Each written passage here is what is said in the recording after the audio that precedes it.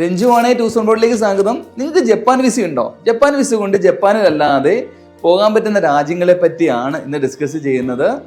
Japan visa E visa ആക്കി 2024 April മുതൽ E വിസയാണ്, stamped visa അല്ല, പാസ്പോർട്ടിൽ സ്റ്റാമ്പ്ഡ് ആയിട്ടല്ല വരുന്നത്. VFS ഗ്ലോബലാണ് ഇത് കൺട്രോൾ ചെയ്യുന്നത്. നമുക്ക് ഓൺലൈനായിട്ട് ആപ്ലിക്കേഷനൊക്കെ കൊടുത്തിട്ട് ജസ്റ്റ് VFSൽ പോയിട്ട് ഡോക്യുമെന്റേഷൻ ഫിസിക്കലി സബ്മിറ്റ് ചെയ്താൽ മതിയാവും. നമുക്ക് ഈ വിസ ആയിട്ട് വിസ കിട്ടും. ഈ വിസയുടെ പ്രത്യേകത മോഡറേറ്റ് ഡോക്യുമെന്റേഷൻ ആണ്, ഒത്തിരി ഹാർഡായിട്ടുള്ള ഡോക്യുമെന്റേഷൻ ഇല്ല. തന്നെയല്ല വിസ കോസ്റ്റ് കമ്പാരിറ്റീവ്ലി കുറവാണ്. ഇന്ന് ഞാൻ നിങ്ങളായിട്ട് ഷെയർ ചെയ്യാൻ പോകുന്നത് ഈ ജപ്പാൻ വിസ കൊണ്ട് പോകാൻ പറ്റുന്ന 8 രാജ്യങ്ങളെ പറ്റിയാണ്. ഫസ്റ്റ് ജോർജിയ ആണ്. ജോർജിയ നമുക്ക് 90 ഡേയ്സ് സ്റ്റേ അവിടെ തരുന്നുണ്ട് ജപ്പാൻ വിസയായിട്ട് അറൈവൽ ചെയ്യുവാണെങ്കിൽ. ജോർജിയ വിസ കമ്പാരിറ്റീവ്ലി ഡോക്യുമെന്റേഷനെ കുറിച്ച് കൂടുതലുള്ള രാജ്യമാണ്. പക്ഷെ ജപ്പാൻ വിസ ഉണ്ടെങ്കിൽ നമുക്ക് ഈസി ആയിട്ട് ജോർജിയയിൽ അറൈവൽ ചെയ്യാം. രണ്ടാമതായിട്ട് മെക്സിക്കോ ആണ്. മെക്സിക്കോ 30 ഡേയ്സ് ആണ് നമുക്ക് അവിടെ സ്റ്റേ പീരീഡ് തരുന്നത്.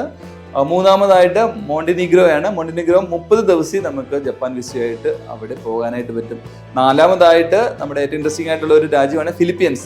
ഫിലിപ്പീൻസ് 14 ദിവസം നമുക്ക് ഈ ജപ്പാൻ വിസയായിട്ട് അവിടെ ഇറങ്ങാനായിട്ട് പറ്റും. അഞ്ചാമതായിട്ട് സിംഗപ്പൂരാണ്. സിംഗപ്പൂർ ട്രാൻസിസ്റ്റ് വിസയാണ് തരുന്നത്. അത് 96 അവേഴ്സ് വരെ നമുക്ക് ഈ ജപ്പാൻ വിസയായിട്ട് അവിടെ എത്താൻ പറ്റും. അതായത് ഏകദേശം ഒരു 4 ദിവസം നമുക്ക് അവിടെ സ്റ്റേ ചെയ്യാൻ പറ്റും. അടുത്തതായിട്ട് ആറാമതായിട്ട് പറയുന്നത് തായ്വാൻ ആണ്. തായ്വാൻ 14 ദിവസം നമുക്ക് ഈ വിസയായിട്ട് പോകാൻ പറ്റും. ഏഴാമതായിട്ട് ഒമാൻ ആണ്. ഒമാൻ 14 ഡേയ്സ് വരെ നമുക്ക് അവിടെ സ്റ്റേ ചെയ്യാൻ പറ്റും ഈ ഫിലിപ്പീൻസ് വിസയായിട്ട്. അടുത്തതായിട്ട് എട്ടാമതായിട്ട് വരുന്നത് UAE ആണ്. വളരെ ഇൻട്രസ്റ്റിംഗ് ആയിട്ടുള്ള രാജ്യമാണ്. നമുക്ക് ദുബായിലേക്കൊക്കെ പോവുകയാണെങ്കിൽ ഈ വാലിഡ് ആയിട്ടുള്ള ജപ്പാൻ വിസ കൊണ്ട് 60 ഡേയ്സ് വരെ അവിടെ സ്റ്റേ ചെയ്യാനായിട്ട് പറ്റും. നമ്മൾ ഓണററി വിസ എടുക്കണം എന്നുള്ള കാര്യം മറക്കണ്ട. അവിടെ ഇറങ്ങിക്കഴിഞ്ഞാൽ പേയ്മെന്റ് കൊടുത്തിട്ട് ഓണററി വിസ എടുക്കണം. ഒരു 4 ഡേയ്സിലേക്ക് 100 ദിർഹവും അല്ലെങ്കിൽ ഒരു 14 ഡേയ്സ് എടുക്കുവാണെങ്കിൽ 250 ദിർഹവും അതിന് വേണ്ടിയിട്ട് ചിലവാകും. അപ്പോൾ നമുക്ക് ഇതേപോലുള്ള ഡെയിലി അപ്ഡേറ്റുകളുമായിട്ട് വീണ്ടും കാണാം. Okay, bye, thank U.